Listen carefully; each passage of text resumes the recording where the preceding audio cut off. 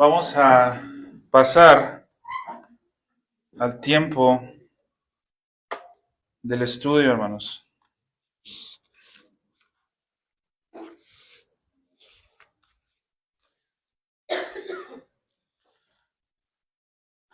Estamos, hermanos,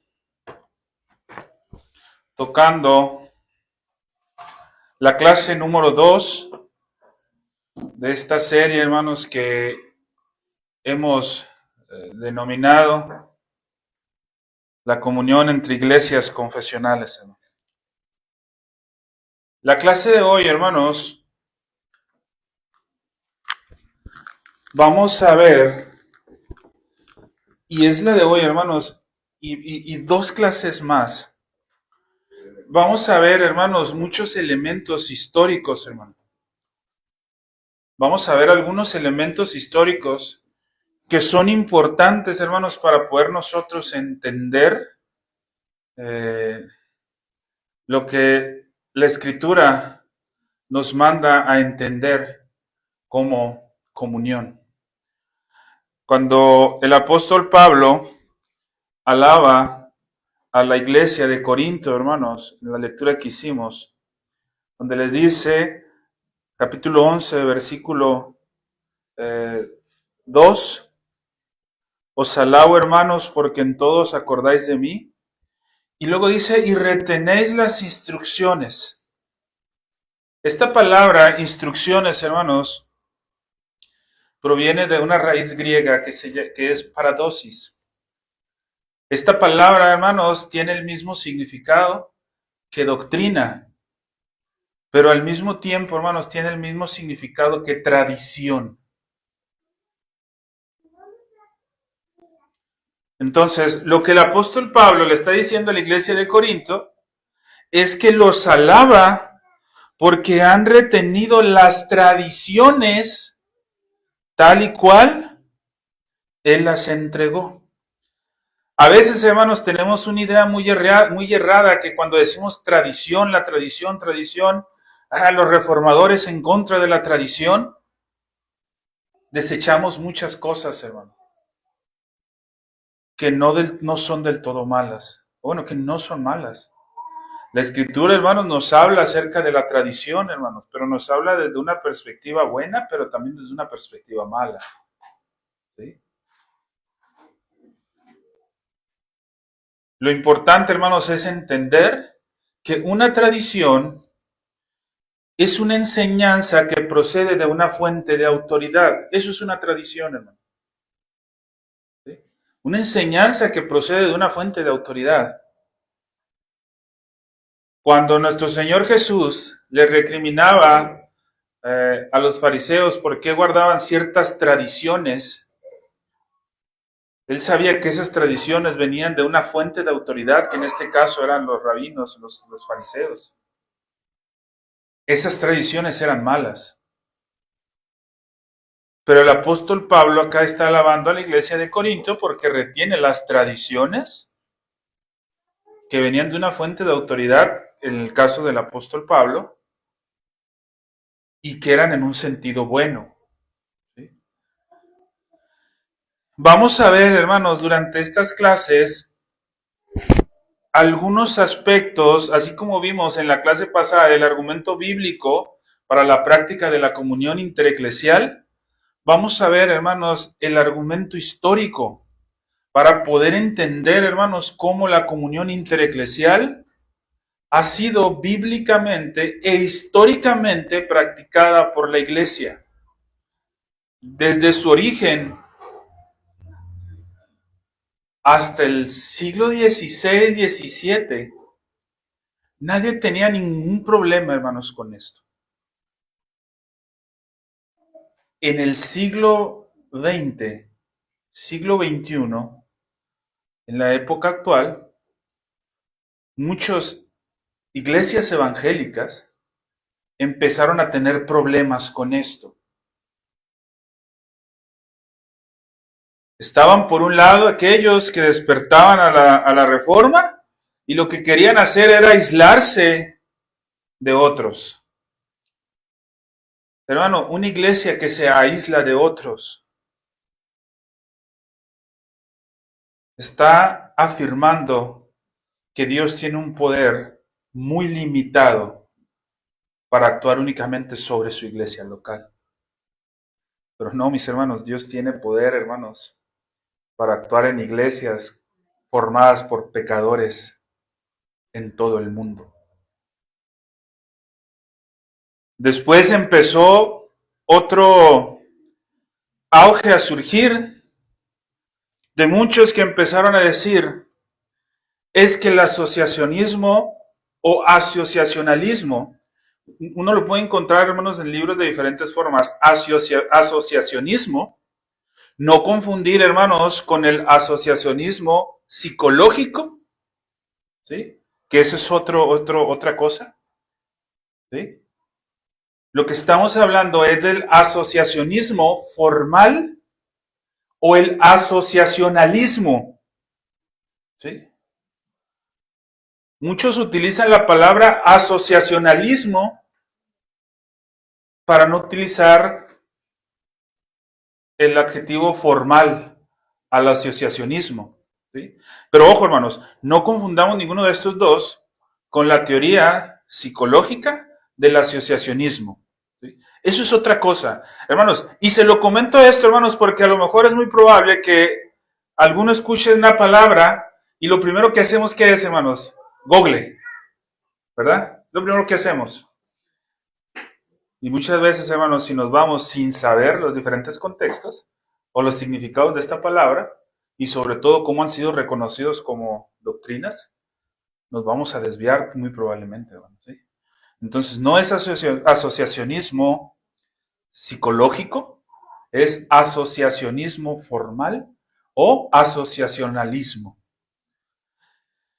Dentro de esta bandada, hermanos, que despertaron a la reforma y a la sana enseñanza, en su afán de protegerse, ojo hermanos, aquí también quiero hacer mucho hincapié, empezaron a hacer menos las asociaciones formales, argumentando que se convertían en organismos paraeclesiales, hermanos. ¿Qué no es el asociacionismo formal, hermanos? Una organización paraeclesial que camina bajo la misma autoridad de las iglesias. Eso no es, hermanos, un asociacionalismo formal. Cuando nosotros hablamos, hermanos, de un organismo paraeclesial, estamos hablando de un organismo que camina en el mismo nivel de la iglesia, pero le roba autoridad a la iglesia. Y déjame decirte, hermanos, que muchos reformados se levantaron la voz contra este tipo de asociacionismo paraeclesial,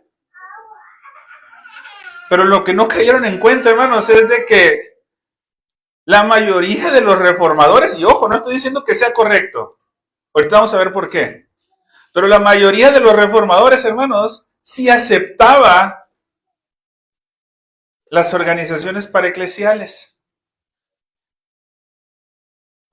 Inclusive el agrupamiento de varias iglesias, ellos decían que esa era realmente una sola iglesia. Y eso es una organización paraeclesial. Hermanos, como bautistas particulares, hermanos, como aquellos que confesamos la Confesión de Fe de Londres de 1677, publicada en el 89, no creemos en ese sentido en una organización paraeclesial. Pero ahorita vamos a ver, hermanos, durante algunas sesiones, cómo quienes redactaron la Confesión de Fe, a la que nosotros nos hemos adherido, y que muchos hermanos, por desconocimiento, por cualquier otra cosa, se adhieren, sí afirmaban el formalismo cuando las iglesias se unían. Y vamos a ver esto, hermanos, de forma detenida, hermanos, ¿sí? Primero, hermanos, antes de continuar y meternos un poquito más, me gustaría hablar o dar una breve explicación, hermanos, de las tres formas de relaciones, ¿sí? Hay tres formas, hermanos, en las que las iglesias se relacionan.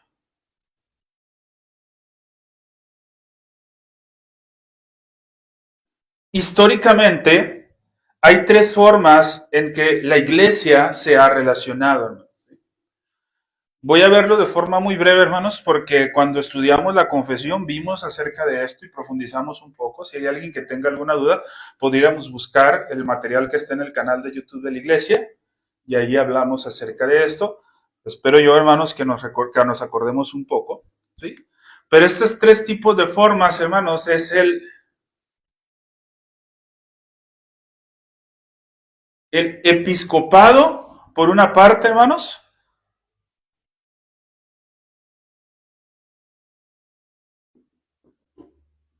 el presbiterio,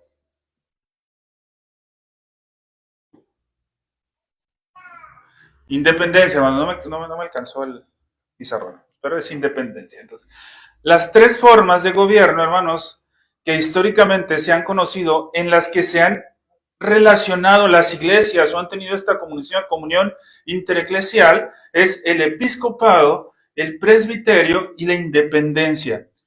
Ojo, hermanos, no confundamos con el gobierno de la iglesia. ¿Sí? Alguna vez hablaba, hermanos, con un grupo de pastores y dentro de muchos lugares pareciera que se confunde mucho cuando se habla de formas de relación intereclesial con gobierno de la iglesia. ¿Sí? Nosotros como iglesia bautista, hermanos, lo hemos estudiado, somos una iglesia independiente con un gobierno congregacional. Hay muchos que confunden, hermanos, el gobierno y dicen, ¿qué tipo de gobierno es en tu iglesia? Es un gobierno independiente. No, hermanos. Tenemos un gobierno congregacional.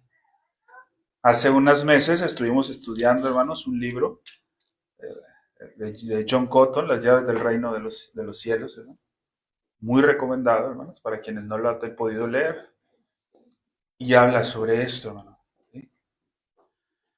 Pero, hermanos, en cuanto a la iglesia, somos una iglesia independiente en cuanto a nuestra forma de relacionarnos con otras iglesias. Pero vamos a ver un poco, hermanos, a qué se refiere el episcopado y a qué se refiere el presbiterio. ¿Sí? Primero, el episcopado, hermanos, ¿sí? El episcopado, hermanos, es un sistema de poder eclesial descendente, hermanos. ¿Qué quiere decir, hermanos? Que va de arriba hacia abajo. ¿Sí? El episcopado, mis hermanos, está centrado en lo que ellos denominan como obispos. ¿Sí? Estos hombres, obispos, están en la tierra como si fueran una especie de representantes de Cristo sobre la tierra y ejercen autoridad sobre un área geográfica. ¿Sí? Los más comunes, hermanos, que ejercen este tipo de gobierno, de relación intereclesial, hermanos, son católicos romanos, pero no son los únicos, hermanos. Dentro de las iglesias evangélicas, hermanos, han cambiado el nombre, pero han adherido a esta forma de relación. Iglesias de Dios, apostólicas, del evangelio completo, de la profecía, etc., han adherido a este tipo de gobierno. Es decir, tienen una autoridad sobre un espacio geográfico determinado. Este es una forma, hermanos, muy antigua. ¿Sí? En los primeros siglos, Cipriano, que era uno de los obispos de África del norte, este hombre afirmó que si no hay obispo, no hay iglesia. La afirmación era, si no existen obispos, no puede existir una iglesia. En este sistema, hermanos, el obispo tiene su gobierno o a su gobierno un área geográfica. ¿Sí? Y junto con esta área geográfica tiene el clero y varias congregaciones, ¿sí? Que todas están sujetas al obispo. ¿Sí?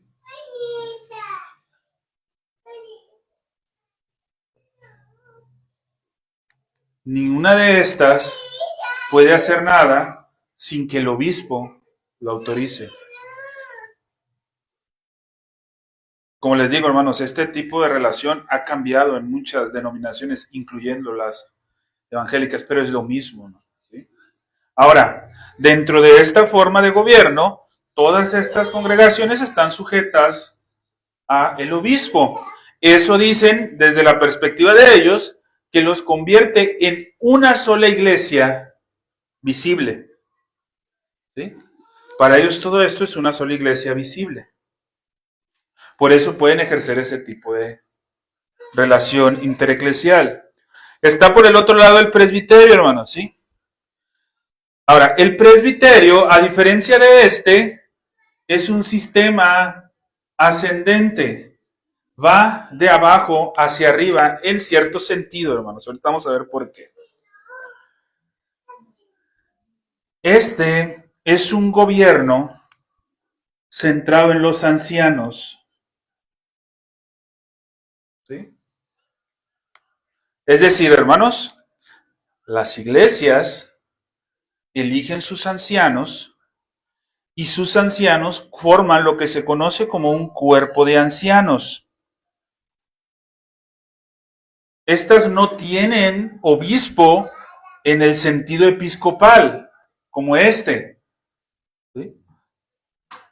Estos reconocen solamente los ancianos y el cuerpo de ancianos.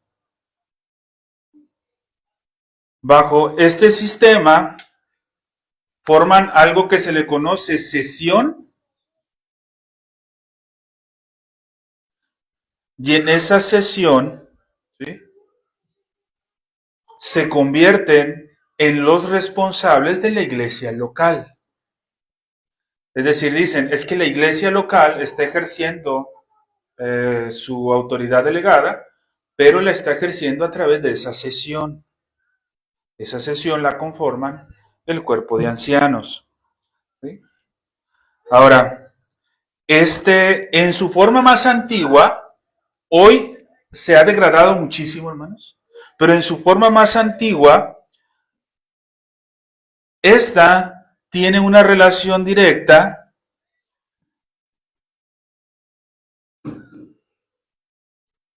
con algo que se le conoce como el presbítero o presbiterio. ¿Sí? Estos siguen a un segundo nivel con el presbiterio. ¿Sí? Que este presbiterio lo conforman estos de un área determinada geográfica. ¿Sí? De una determinada área geográfica.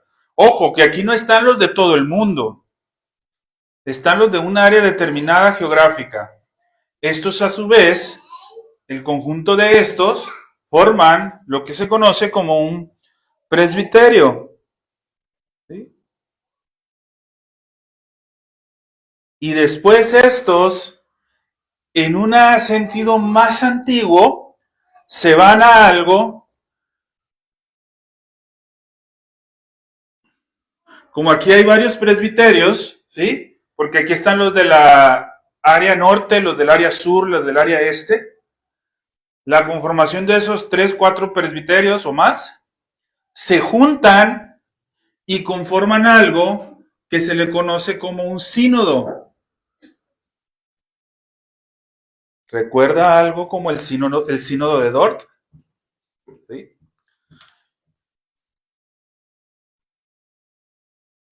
El sínodo de Dort, hermanos, aunque no llegó al nivel de un concilio ecuménico, ejerció autoridad dentro de un área geográfica. ¿Sí?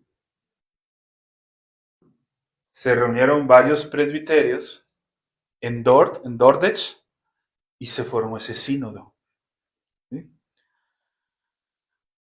Ahora, estos sínodos que se conforman por la unión de diversos presbiterios, a lo último culminan en lo que se conoce como la Asamblea General de la Iglesia Presbiteriana. ¿Sí? Entonces ellos conforman una Asamblea General de la iglesia presbiteriana. Este sistema, hermanos, también es aplicado en varios sentidos en otro tipo de denominaciones con diferentes nombres. Pero es más o menos así, hermanos. Estos dos sistemas, hermanos, tanto el episcopado como el presbiterio, la iglesia visible está compuesta por el conjunto de congregaciones, los ministros, los oficiales y los miembros. Y de esa manera, argumentan, puede ser llamado de forma correcta una sola iglesia. Ahora, hermanos, esto se hacía de manera formal. Es decir, no se les ocurría, nos vamos a juntar unos cuantos y lo hacemos. No, hermanos, era formal. Bajo las determinaciones que el gobierno daba. ¿Sí? Por eso, hermanos, la idea de que las organizaciones paraeclesiales dentro de los reformadores no existían es no entender históricamente realmente. Ojo, no estamos diciendo que creemos que esto sea el camino correcto, pero tampoco podemos decir que no existían, porque sí existían. ¿Sí? De hecho, en muchos, hermanos, los reyes, como autoridades civiles, formaban parte de ellos. Sí existían. Una práctica de los reformadores era eso. Sí la era. Y de la mayoría. ¿Sí? No estamos diciendo con esto que sea correcto, hermanos. Nosotros creemos que la independencia es la forma correcta de relacionarse con las demás iglesias. Y ojo, hermanos, relacionarse de forma formal, sí. Y ahorita vamos a ver por qué. En la independencia, hermanos, es muy diferente a estos dos que acabamos de ver ahorita. ¿Sí? Bajo el sistema de independencia, la iglesia visible es la congregación local. Es decir, nosotros somos una iglesia visible. Nosotros no reconocemos ninguna entidad u organización superior a la iglesia local. Podemos conformar organizaciones o ser parte de organizaciones que conforman las iglesias locales, sí, pero no son superiores. Es más, hermanos, ni siquiera están en al mismo nivel. Hermano. La iglesia local tiene una autoridad dentro de la misma iglesia local. ¿Sí? El problema, hermanos, no es la constitución formal en donde se adhieren varias iglesias. Vamos a ver, hermanos, conforme vayamos desarrollando estas sesiones, que inclusive era la práctica común, hermanos. ¿Por qué los bautistas particulares no se reunieron en asambleas antes de que Carlos y María llegaran al trono? Porque hasta que Carlos y María llegaron al trono, fue legal el poder hacerlo. Y entonces empezaron a constituir sus asambleas, legales ante el reconocimiento de la autoridad que eran los reyes en aquel tiempo. ¿Sí? Entonces el problema no entra ahí, hermanos. El problema es cuando ponemos estas asociaciones sobre la autoridad de la iglesia. ¿Sí? Eso sí no es permitido, hermanos, porque somos iglesias independientes. Dentro de estas organizaciones o dentro de este tipo de asociacionismo formal, todas las iglesias participan con la misma luz, en la misma igualdad de condiciones, con los mismos derechos. ¿Por qué, hermanos? Porque aquí se está reconociendo como iglesia visible únicamente a la congregación local. Es decir, hermanos, que cuando se reúnen para tratar X asunto, las iglesias que tienen comunión, no estamos hablando de una sola iglesia reunida. No, hermanos. No es una iglesia. Son un grupo de hermanos que tienen algunas cosas en común y que se están poniendo de acuerdo en ciertos aspectos que si la congregación lo decide, van a impactar a la congregación. Si no, no. Porque no hay esa autoridad. Si queremos profundizar más en esto, hermanos, como les decía, están estos estudios en YouTube, donde hablamos acerca de esto, pero tenemos que continuar, hermanos, porque si no, el tiempo no nos va a dar. Pero sí me gustaría que esto quedara claro, hermanos, ¿sí? Entonces, ¿bajo qué forma de relación intereclesial, hermanos, tenemos que participar nosotros? Bajo la independencia. Negando las asociaciones formales, no. Reconociendo, hermanos, que la iglesia tiene autoridad en la misma iglesia.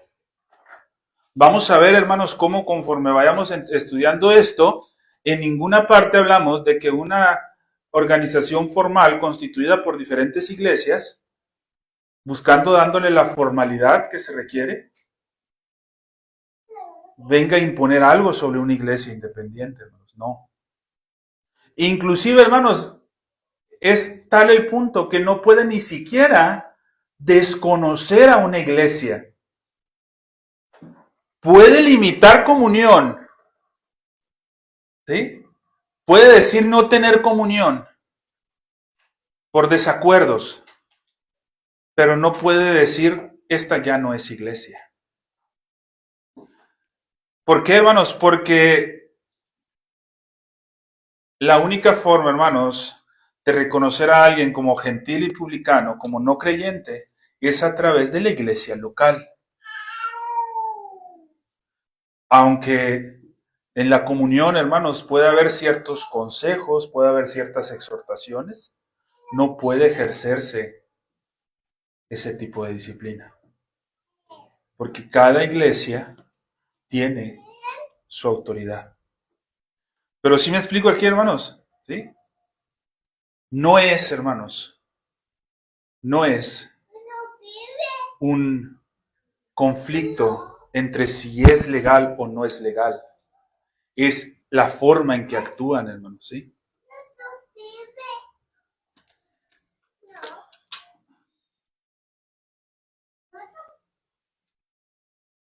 Oye, hermano, pero en la Biblia no encontramos ejemplos. Claro que encontramos ejemplos, hermano. El concilio de Jerusalén, hermano, si el gobierno no hubiera querido que se llevara a cabo, hablando en el sentido humano, ¿no? Porque sabemos que estaba en la providencia de Dios que se llevara a cabo. Pero tenemos el claro ejemplo, hermanos, de que tiempo después lo destruyeron, desaparecieron la iglesia, ¿no? Lo esparcieron por todos lados.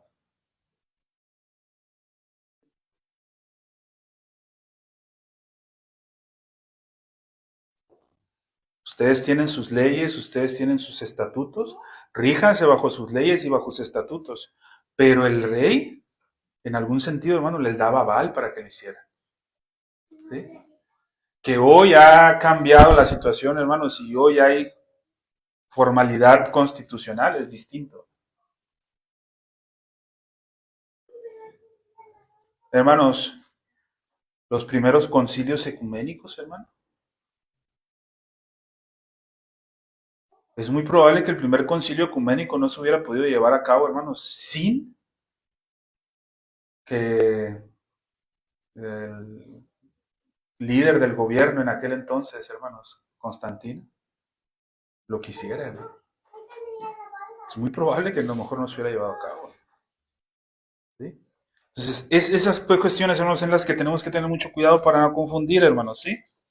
Bien, ahora, hermanos, de forma breve, como vamos a estudiar la comunión desde la perspectiva de la confesión, no está de más recordar, hermanos, capítulo del 1 al 6 nos habla de los principios primarios, nuestra confesión, ¿sí? Aquí se incluyen las doctrinas fundamentales como la escritura, la doctrina de Dios, la caída del hombre, etcétera. Ya sabemos, hermanos, cuáles. Del 7 al 20, hermanos, entra otra sección dentro de nuestra confesión que nos habla sobre el propósito pactual de Dios para salvar a la humanidad y nos explica a través de diferentes dones cómo estos dones son dados por la gracia de Dios al pecador. Esto lo vemos del capítulo 7 al capítulo 20 de nuestra confesión. Después tenemos, hermanos, la tercera parte que nos habla de las libertades y de los límites del creyente que tiene su vida centrada en Dios, que va del capítulo 21 al capítulo 30. Aquí vemos, hermanos, cómo es la forma en la que Cristo ejerce su señorío sobre la iglesia y sobre los cristianos, y cómo nosotros como creyentes debemos vivir bajo ese señorío. Aquí hay un subgrupo, hermanos, ¿sí?, que va del 26 al 30, que es al que hace referencia a lo referente a la iglesia. Aquí es donde vamos a profundizar un poquito más, hermanos. Y por último, hermanos, capítulo 31 y 32 sobre el siglo venidero. Hasta aquí, hermanos. Vamos a empezar, hermanos, ahora con la clase de hoy. Entonces, esta fue la introducción, hermanos, ¿sí? Para poder entender, hermanos, bajo los términos correctos, lo que es la comunión en el sentido intereclesial, teníamos que tener todo esto, este antecedente, hermanos, antes. Si no, es muy probable que vamos a cometer ciertos errores de interpretación. Y aun cuando se tienen estos antecedentes, hermanos, muchas veces se cometen por una situación, hermanos, que me gustaría comentar el día de hoy. Tenemos, hermanos, en el siglo XVII, ¿sí?, la palabra comunión tenía diferentes significados, hermanos. Hay diccionarios que nosotros es muy necesario que los usemos porque te definen las palabras a través del tiempo. El diccionario común y corriente que tenemos nosotros, hermanos, en nuestra casa muchas veces que nos piden para la escuela, son diccionarios buenos, ¿sí? No negamos su utilidad. El problema es que estos diccionarios te definen la palabra no en su desarrollo histórico, sino como es concedida en la actualidad, hermanos, ¿sí? No dude, hermanos, que en un futuro, cuando haya una actualización de diccionarios, si es que no la hay ya, porque la RAE ya está cambiando esto, cuando hable de géneros, no va a hablar de dos, va a hablar de un mundo. Pero eso no quiere decir que antes se conocía esto también. ¿Sí? Entonces, es muy importante esto, ¿no?, encontrar los significados en el tiempo en el que fueron promulgados para poder nosotros saber si realmente nos estamos adhiriendo a estas verdades, hermanos. Si yo me digo, hermanos, que me he adherido a la Confesión Bautista de Londres de 1689 y no conozco el desarrollo histórico de esta confesión y no conozco, hermanos, los términos que utilizaron ellos y el sentido que le dieron ellos y lo quiero interpretar bajo el contexto actual, es muy probable que vamos a cometer errores, hermanos. No estoy diciendo, hermanos, que vamos a caer en herejías, pero sí vamos a cometer errores, hermanos. Muchas veces se piensa, hermanos, que lo ortodoxo no se puede definir, porque pensaríamos que todo lo que no es ortodoxo es herejía. Es tener un mal concepto de lo que es ortodoxo también. ¿Sí? Alguien puede no ser ortodoxo, pero no por eso es hereje. Si yo preguntara, como lo hice la vez pasada, hermanos, si Cristo era una persona, ¿esto quiere decir que tenía una sola voluntad y no dos? ¿Sabe, hermanos, que si esta pregunta se lo hacen a mucha gente, es muy probable que diga que solamente entonces tenía una voluntad porque era una sola persona? Y sabe que afirmar que Cristo tenía una sola voluntad es una enseñanza en contra de la ortodoxia. Y no es ortodoxo. Es un error, hermanos, delicado. Pero sí se puede definir, hermanos, lo que es ortodoxo. Y sí podemos definir, hermanos, cuando alguien está en error. Y sí podemos diferenciar cuando alguien está en una herejía. Por ejemplo, hermanos, si yo digo, no, es que Cristo, como era una sola persona, tiene una sola voluntad, pero es Dios. Yo estoy afirmando un error doctrinal, pero no una herejía. Si yo digo, no, es que Cristo tiene una sola voluntad, pero en su humanidad no es Dios, es un recipiente donde la divinidad encajó nada más, ahí estoy cometiendo una herejía. ¿Te das cuenta, hermanos, cómo es diferente? Y sí se puede. Pero para esto, hermanos, el problema es que para definir lo ortodoxo, hermanos, necesitamos cuestionarnos nuestro propio conocimiento.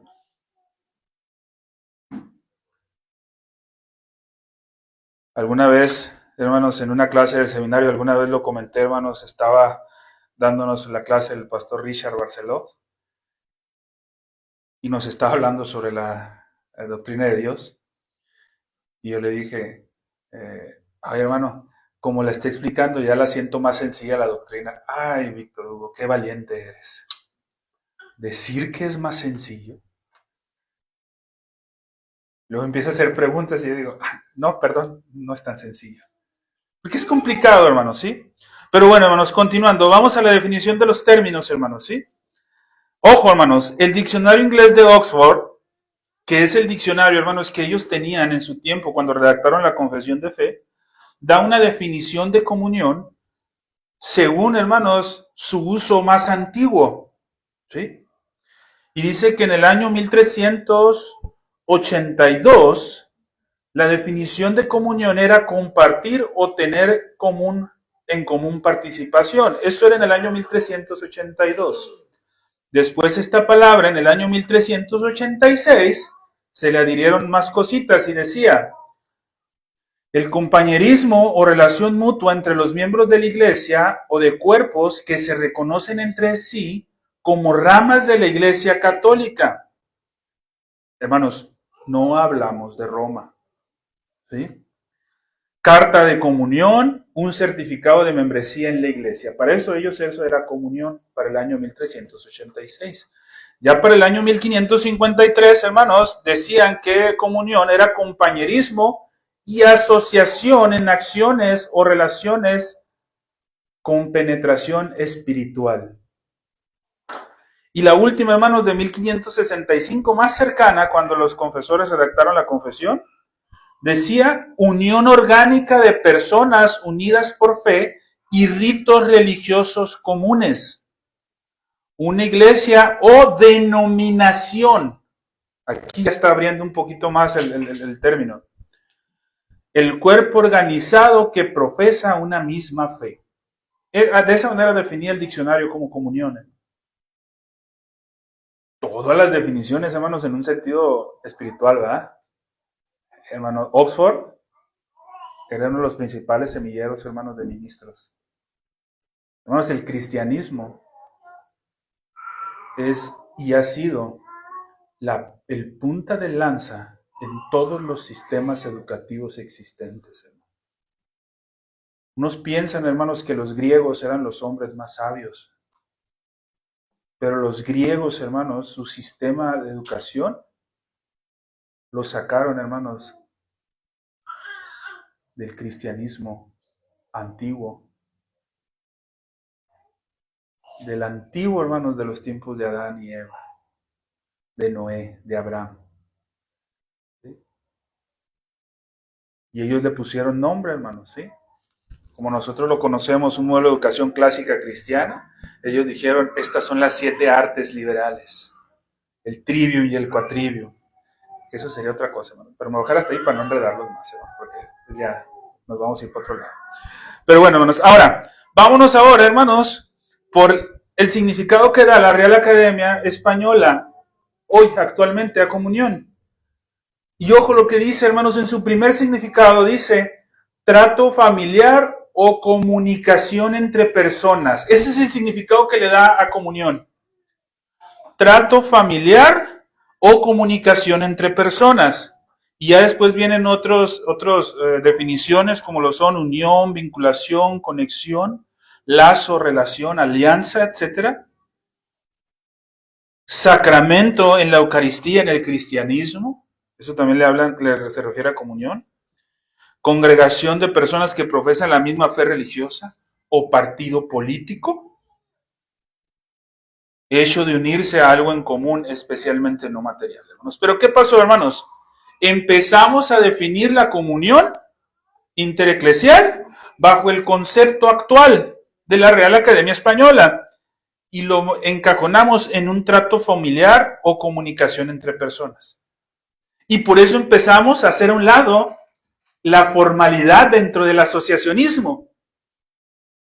Y pensamos, es que tener comunión entre iglesias es simple y sencillamente compañerismo, porque lo estamos definiendo bajo el término que la Real Academia Española da, pero no bajo el término en el que fue profesado. Y ojo, hermanos, si nosotros queremos adherirnos al confesionalismo histórico, ¿qué tenemos que hacer, hermanos? ¿Adherirnos bajo el concepto actual o bajo el que fue profesado en su inicio? Hermanos, una iglesia reformada, ¿sí?, es aquella que va al pasado, no al presente. ¿Sí? Nada más con estos significados, hermanos, que acabamos de ver, podemos darnos cuenta de estas cosas importantes, hermanos. Que muchos niegan el asociacionismo formal. ¿Por qué? Porque piensan que la comunión de la que habla la confesión es como la Real Academia Española lo define. Pero esto no es así, hermanos. Me gustaría, hermanos, para nosotros convencernos de esto, porque yo le puedo decir una cosa, hermanos. Pero la realidad, hermanos, hay que ver la realidad. ¿Cómo lo vieron quienes redactaron la confesión? ¿Sí? ¿Cómo lo vieron ellos? Y ahí es lo importante. Vamos a ver, hermanos, durante algún tiempo, en unas sesiones, el uso que le dieron los bautistas particulares a la palabra comunión, para poder determinar cuál de los significados ellos tenían en mente cuando hablaban de comunión en las declaraciones confesionales. Y vamos a empezar, hermanos, les dije que íbamos a tocar varios datos históricos a través de estas sesiones, pero vamos a empezar, hermanos, con la confesión de fe. Y después, hermanos, nos vamos a ir a artículos de ellos, nos vamos a ir a actas de asamblea de ellos, a registros de iglesia de aquel tiempo, hermano. Vamos a ir a ver todos esos documentos históricos, hermanos, para ver cómo lo percibían ellos. No el día de hoy, hermanos, pero sí en las próximas clases. El día de hoy vamos a introducirnos a lo que la confesión nos dice, hermanos, ¿sí? La palabra comunión en la confesión, hermanos, aparece 11 veces. 11 veces en los siguientes capítulos, hermanos.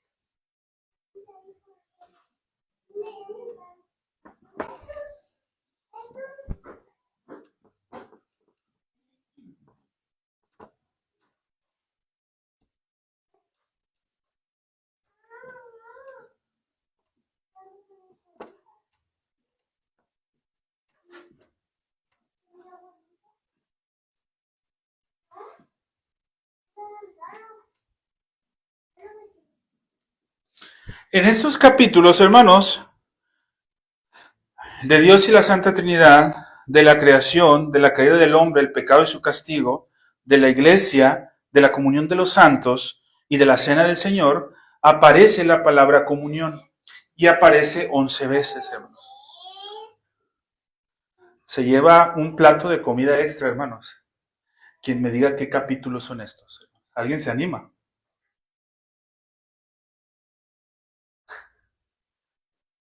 Ojo, hermanos, hay que estudiar, hermanos, hay que estudiar. De Dios y la Trinidad. 2. De la creación. 4. De la caída del hombre. 6. De la iglesia. Ahí se pone bueno. 26. De la comunión de los santos. Facilito, hermanos. 27, hermanos. De la cena del Señor. 30. ¿Sí? Bien, hermanos. Entonces ahí nos repartimos un plato entre todos. ¿Sí? Bien, hermanos. Aquí aparece, en estos tres, aparece una vez. Los primeros 3 capítulos, hermanos, aparece una vez.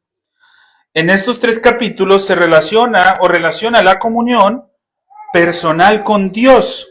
Y nos enseña, hermanos, que la doctrina de la Trinidad es el fundamento de toda comunión con Dios.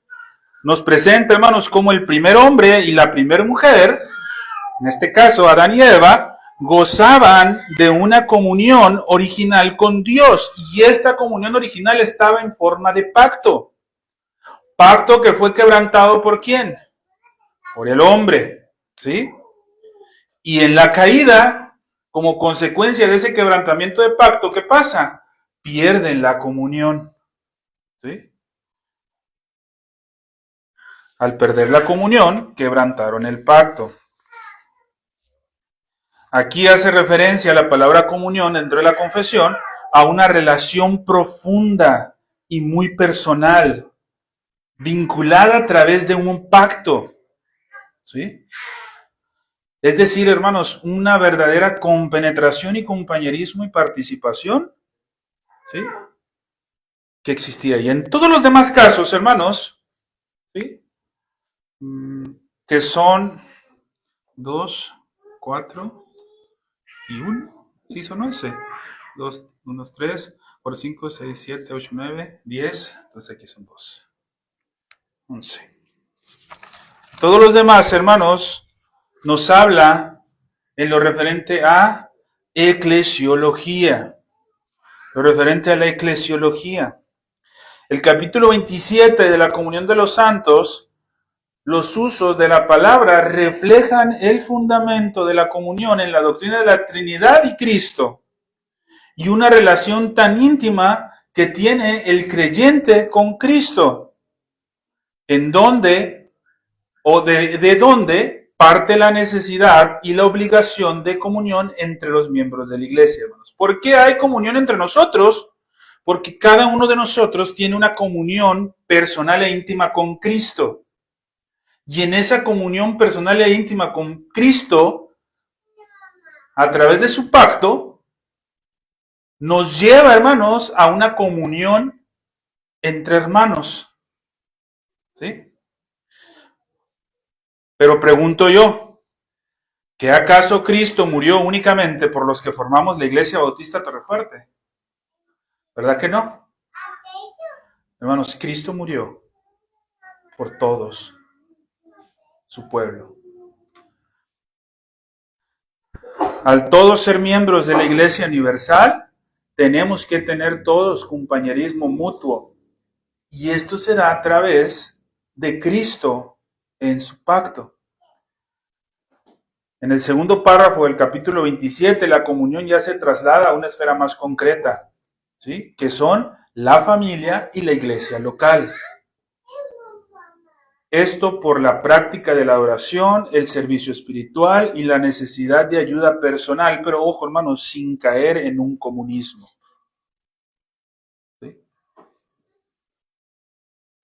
¿Qué quiere decir sin caer en un comunismo, hermanos?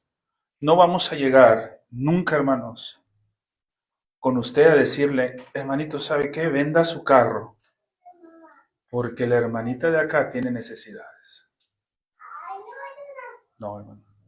El hermanito, ¿sabe qué? Venda su casa, porque la hermanita de acá tiene necesidades. No, hermanos.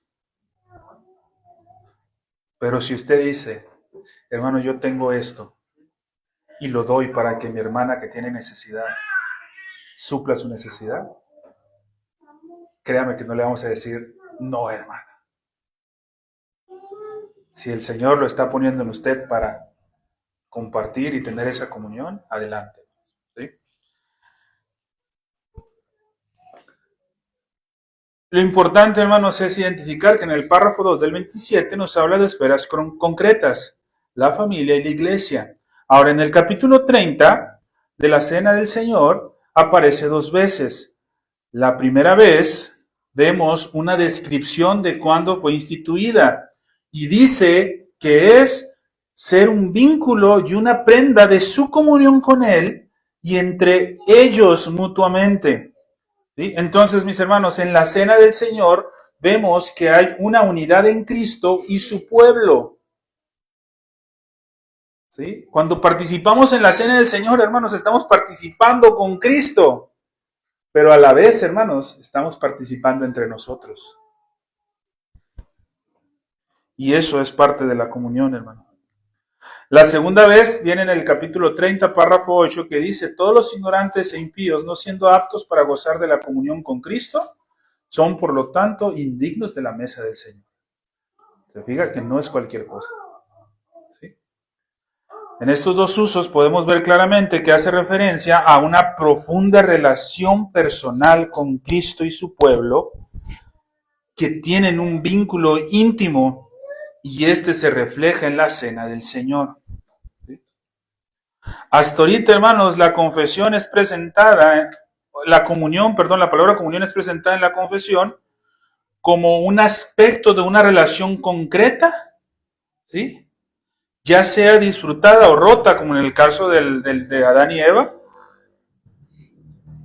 pero en ninguno de los casos se presenta como un simple compartir algo, como la definición, hermanos, que dimos de la RAE dice: en ninguno se presenta como un simple trato familiar o comunicación entre personas, en ninguno. Hasta ahorita. Se entiende, hermanos, como una relación íntima, formal, y en muchos casos a través de un pacto. Ahora, hermanos, esto no quiere decir que se tienen que formar asociaciones bajo el orden de la ley. No, hermanos. Pero tampoco podemos juzgar a quienes lo hacen como que no es correcto, mucho menos decir que no es bíblico. Sí me explico, hermanos, de eso. Pero, hermanos, vamos al capítulo 26, hermanos, ¿sí? El capítulo 26 para ir terminando. La palabra comunión se presenta de la misma manera. Y esto lo vamos a saber, hermanos, por la práctica que tenía la iglesia o los bautistas particulares, hermanos. Nunca fue solo expresiones de amistad, hermanos. La práctica de los bautistas particulares nunca fue solo de expresiones de amistad. La práctica de la comunión intereclesial entre los bautistas particulares siempre, hermanos, se llevaba a cabo de manera formal y estructurada. Nunca fue, hermanos, a ver qué sale. Siempre tenía un propósito, se trabajaba bajo ese propósito de una forma estructurada y formal. Y eso lo vamos a ir viendo, hermanos, en clases posteriores. Como les decía, hermanos, en próximas clases nos vamos a adentrar en las cuestiones prácticas. Me gustaría, hermanos, que diéramos un recorrido sobre algunos documentos de los más importantes de los bautistas particulares que hacen referencia a lo que es la comunión. Vamos a ver, hermanos, algunos escritos eclesiológicos, vamos a ver algunos registros asociativos y vamos a ver, hermanos, los documentos de las asambleas generales y algunos libros de iglesias, hermanos. Hermanos, nosotros como iglesia, si usted recordará, los que forman parte de la membresía, cada sesión de negocios se levanta un acta, ¿verdad? Los miembros saben. ¿Y esa acta qué pasa? Se firma. Eso es darle un sentido formal. Para que alguien sea miembro, hermanos, tiene que adherirse al pacto de membresía. Eso es darle un sentido formal. Ese mismo proceso, hermanos, es el que los bautistas particulares trasladaron hacia la comunión intereclesial. Siempre se dio de esa manera. Hermanos, y eran reuniones que duraban días, hermanos. O sea, no eran reuniones de 1 hora, 2 horas. Una semana, tocando diferentes temas. Sí, hermanos, entendemos que estamos en condiciones contextuales totalmente distintas. Fue tremendo, hermanos, cuando Carlos y María levantan el edicto donde ya la iglesia podría congregarse libre. 7 hermanos se juntan, hermanos, lanzan una convocatoria, liderados por una iglesia, hermanos, y de repente, ¡pum!, aparecen más de 100 iglesias, hermanos, escondidas por todas partes de Londres y sus alrededores.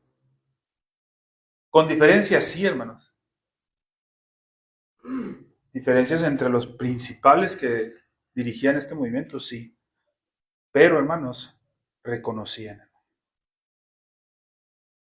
Vamos a ver, hermanos, cómo, por ejemplo, Benjamin Kish, de quien hemos hecho mucha referencia, como uno de los bautistas particulares más conocidos, él no estuvo de acuerdo en muchas cosas que se pusieron en la primera acta de asamblea de 1689. Pero eso no lo hizo renegar. Aceptó por la comunión entre iglesias y firmó. Después, hermanos, al tiempo, fíjense cómo eran tan abiertos en cierto sentido, hermano. Una iglesia del séptimo día, hermanos, participó en las primeras reuniones. ¿Quiénes son las iglesias del séptimo día? Los adventistas. Y una iglesia, hermanos, participó. ¿Sabía usted, hermano, eso? Que en las primeras reuniones de los bautistas particulares participó una iglesia del séptimo día. Lógicamente, hermanos, al tiempo, pues tuvo que ser apartada, hermanos. ¿Sí? De hecho, una de las actas de asamblea que vamos a ver, hermanos, vamos a ver una referencia muy específica al día del Señor, hermano. Esta referencia específica al día del Señor, hermanos, se hace para tratar de persuadir a esa iglesia del séptimo día. Al no ser persuadida, ojo, hermanos, los bautistas particulares no dejaron de reconocerla como iglesia, simple y sencillamente dijeron, no podemos tener comunión con ustedes. Ustedes sigan su camino, nosotros por acá.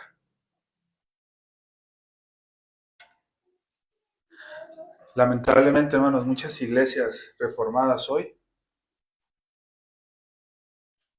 tachan de herejes a los hermanos que se congregan a la vuelta de la esquina, por decir un lugar, hermano. Es que nosotros somos reformados. Cuando en un inicio, hermano, los verdaderos bautistas particulares hicieron esto. Bien, hermanos, vamos a orar, hermanos, dando que ya es tiempo, que me pasó un poquito, pero poquito nada más, 4 minutos, hermano. Vamos a orar, hermanos, y después en la comunión Agape seguimos la plática. Padre Santo, Señor, gracias te damos, mi Dios, por este tiempo y por la oportunidad que nos das de poder estar reunidos, mi Señor, para tu honra y tu gloria en este lugar, esperando, mi Señor, poder aprender de las cosas que tú nos das, mi Dios, a través de tu palabra, mi Dios, pero a través de hombres y siervos fieles que han estructurado la doctrina para beneficio de las iglesias en la actualidad.